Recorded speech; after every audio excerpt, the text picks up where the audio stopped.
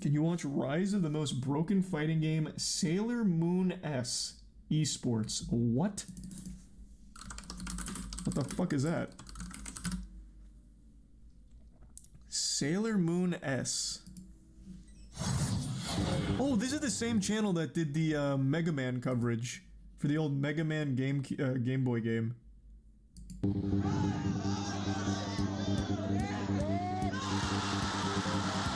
The fighting game community is filled with small, passionate communities that have kept games alive years and even decades after their release. This seems like a big event. From Third Strike to Melee, games that long ago faded into obscurity or were replaced with new versions are kept alive by the fans who fell in love with them all those years ago, and the new converts they bring in all these years later. The game we're talking about today never got the chance to build up a legacy I've never even heard of it outside of Japan. It languished in almost perfect obscurity for decades, only coming to light thanks to the persistent dedication of a few individuals who stumbled upon this hidden gem. Have you seen this the Tekken Double KO? Is filled with some of the wildest, most overpowered bullshit you'll ever see in a fighting game. This is Sailor Moon S. It can't be more broken than Power Rangers Battle for the Grid. Every character has his touch of death. Released for the Super Famicom in 1994. The game was developed by future Guilty Gear and Dragon Ball FighterZ creators Arc System Works. Pretty good resume. The game is based on the popular anime and manga series Sailor Moon and is set during the third season of the anime. Its 9 playable characters come from the series' main cast, known as Sailor Scouts, Sailor Venus, Sailor Mars, etc., along with the addition of Chibi Moon, Sailor Moon's daughter from the future. On its surface, Sailor Moon S looks like a standard fighting game, with typical Street Fighter-esque movement inputs and super moves which become available at low health. Where the game departs from its peers is in the freedom of expression and truly insane things that characters can do. And I sat down and tried the game, and it felt kind of like, it was like playing ST. If you've ever played Street Fighter 2 Turbo, that game is very busted, but it's very fun, but it's very kind of silly in terms of like... I feel like that's just most early fighting games. Things, you can die immediately in ST, right? Like, you know, and so Sailor Moon kind of felt like that, which initially made it like fun to jump into, but also like the ease of execution. I'm guessing this is an infinite loop here. So doing stuff like that in ST is very hard. The way the game reads inputs is very strict. Sailor Moon, it was a lot easier to jump into. And we really want to emphasize the insanity of this game. Sailor Moon S is utterly unbalanced, bordering on being completely broken. From overwhelming command grabs to unbalanced chip damage to 100% combos, there are a lot of mechanics that sounds just like Battle for the Grid in any modern fighting game. One of the most unique examples of Sailor Moon's spaghetti code is Chibi Moon's infinite backdash. By implementing frame-perfect inputs, she can cancel backdash into backdash, into backdash, into backdash, into backdash ad infinitum, and avoid all damage forever.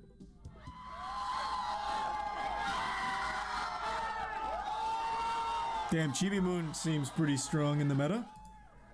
There are plenty of fighting games with crazy damage combos or broken mechanics, but what makes Sailor Moon S unique is its accessibility to newer players.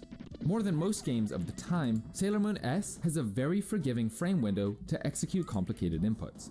Some moves, like that infinite backdash, do require extremely precise timing.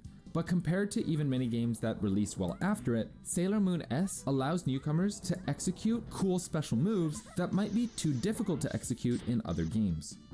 It's a very brutal game. I won't sugarcoat it because you can make one mistake and die, just like Battle for the Grid.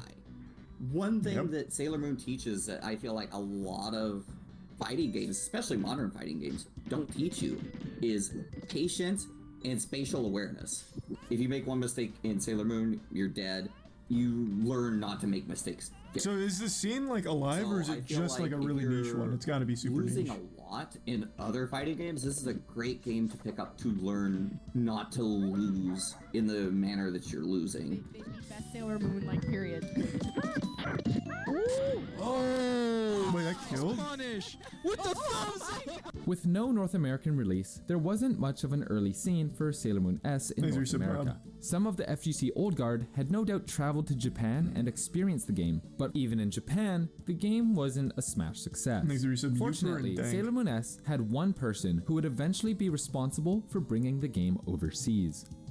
I stumbled upon old videos from a Japanese Third Strike player named Koshun, who was also really big into the Sailor Moon S game. Thanks for some Sky Guy. Through YouTube, someone had ripped them from his Nico channel and put them on YouTube. And I thought, oh, that's... I mean, the game seems cool. Sailor Moon game, and it looks pretty crazy. In the early 2010s, Missing Person was a fighting game player in St. Louis who occasionally traveled to locals, but spent a lot of time at home exploring fighting games.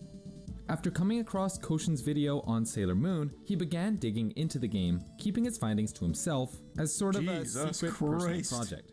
However, years later, after let me see some of the combos. Let me see some of the infinites.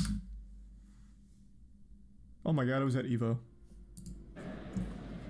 Her off. Nice. Catches with command throw. Uranus. Command throw is frame 1 though. He doesn't want to say anus. Huh? Nice. That's a punish, I believe. He just said Uranus. Yeah, pole vault is risky. Oh, it's overhead. Yep. Woof. Dash now or dash later. Dash now or dash later. Which is it? Oh. This character seems so strong. What the fuck? Oh, he's just doing the infinite. That's the actual infinite. That's he was just doing it on block string. Yes, I mean, again, because of the free guard cancels. Yeah.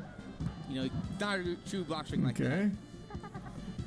So also, maybe a fighting game I can do well at. Quickly there. That's not a dash. That is her super. Supers in this game happen when you have approximately 20% or less life, or when there's 10 seconds left on the clock. You have unlimited them, SNK style, and these two have two of the better supers in the game. It's a lose-lose game. One frame auto combos. Yeah, Pluto can actually use it as part of her block string and can repeat. You can actually make an infinite with it too. Yes, but that takes very good execution. Yes, nice. That's a double. Whoa! This is a drop to actually punish the pole vault. Okay, has to back out. Oh, you have a draw. Yes, nice. That's a double. Let's go! That's Sailor Moon S. Let's go! I'm very happy that people are actually going to come watch some Sailor Moon. This game is nuts. Oh man, I just wish I could show myself. Yeah, this game is kind of wacky. Yo, maybe I said. Is Pluto and Uranus just the top tiers? Oh no, here we go. Almost jump backs into the beast salami. Nice. Neptune promoting her deli meats. Thanks for resub Nord. That seems cool. Oh, okay. No punish. I like the idea. Also, it doesn't seem that busted. Like here, for comparison, let me show you Battle the Grid. I've only watched one tournament, and it was their biggest one. And every time someone would get touched, it was a 100-0 combo, pretty much, with nothing they could do. So they do have like a breakout mechanic where you go like yellow, like blinking yellow or orange, and you're supposed to fall out of combos, but it doesn't really work. So all it does is like avoid one of the attacks of the combo, but you can keep the string going forever. So here, let me show you. He was doing some difficult stuff. So the second that you get an opening, so this he's fucked. Like there's just nothing you can do. It's just always 100 to 0.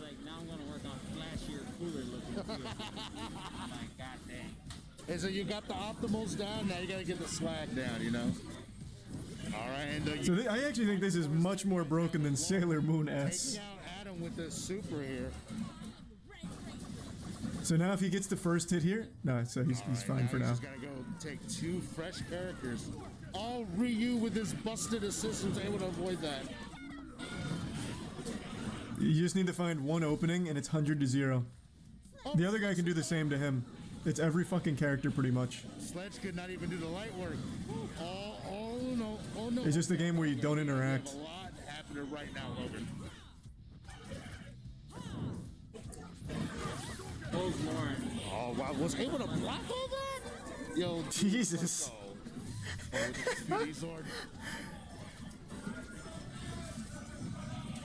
Yep, that'll be 100 to 0, I'm sure.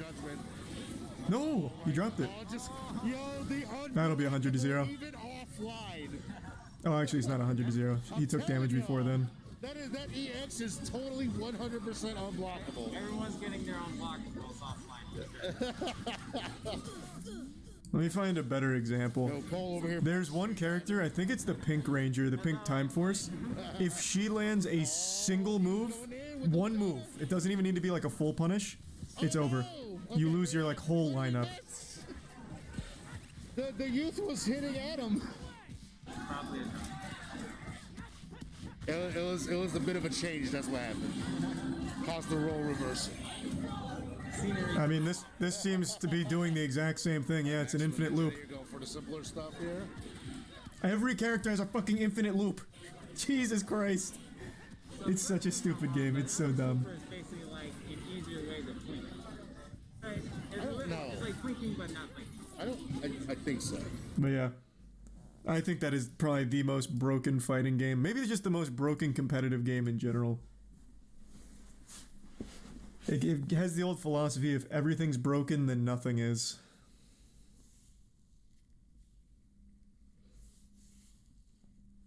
They're not easy to pull off, though, by the way. The infinites, the combos in Battle for the Grid are pretty tough. Like, the inputs are pretty tough.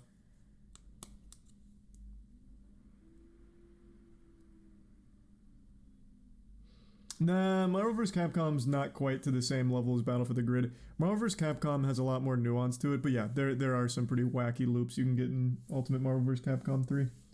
Thanks for some Cupid, Gap, Cookies, and the Prime Waffles. I used to actually play the shit out of Marvel vs. Capcom 3. Andrew and I used to play that a lot together back in like 2012-ish. Or it might have been like 2013. Thanks for 5 gift subs, Panda, again. The resub Saturn.